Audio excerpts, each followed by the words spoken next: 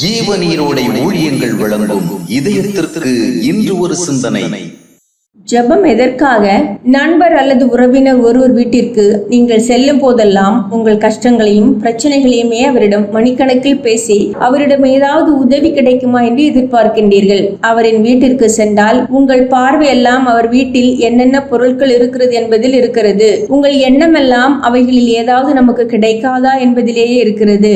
ஆனால் அவருடைய காரியங்களை குறித்து அறியவோ அவர் எதையாவது பகிர்ந்து கொள்ள விரும்புகிறார் என்பதையோ சிந்திக்க அவருடைய சுகநல விசாரித்து தெரிந்து கொள்ளவோ உங்களுக்கு எந்த நாட்டமும் இல்லை. இந்த நிலையில் அவருடைய உறவை நீங்கள் விரும்பலாம். ஆனால் உங்கள் உறவை அவர் விரும்புவாரா? உங்களுக்கு ஏதாவது செய்ய வேண்டும் என்ற ஆர்வம் அவருக்கு ஏற்படுமா? தேவனோடு உள்ள தொடர்பு நிலைகளில் பலருடைய நிலைகள் விதமாகவே உள்ளது. பலருடைய ஜெபங்கள் தேவையை தேடி பெறுவதிலும் ஆசீர்வாதங்கள் அடைவதிலுமே குறியாக உள்ளன.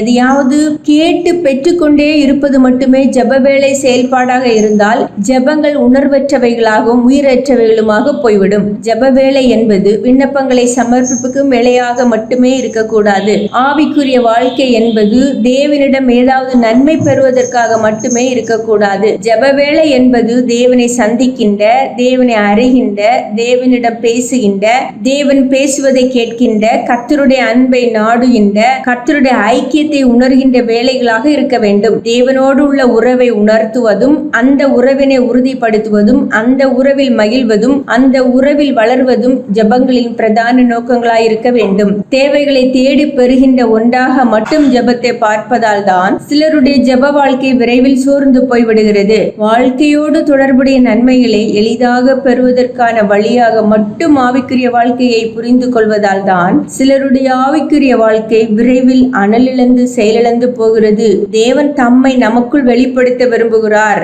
நம்முடைய இருதயத்தில் தங்கி நம்மை சீர்படுத்த விரும்புகிறார். அவர் நம்மோடு பல காரியங்களை பகிர்ந்து கொள்ள விரும்புகிறார். நாம் பல விஷயங்களை கற்றுக்கொள்ள வேண்டும் என எதிர்பார்க்கின்றார். இவைகளுக்கு நாம் உரிய முக்கியத்துவம் தரும்போது நம்முடைய தேவைகள் தானாக சந்திக்கப்படும் என்பது உண்மை.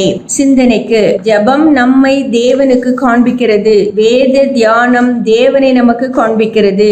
ஜெபம் நம்மை தேவனுக்கு காண்பிக்கிறது. வேத தியானம் தேவனை நமக்கு காண்பிக்கிறது.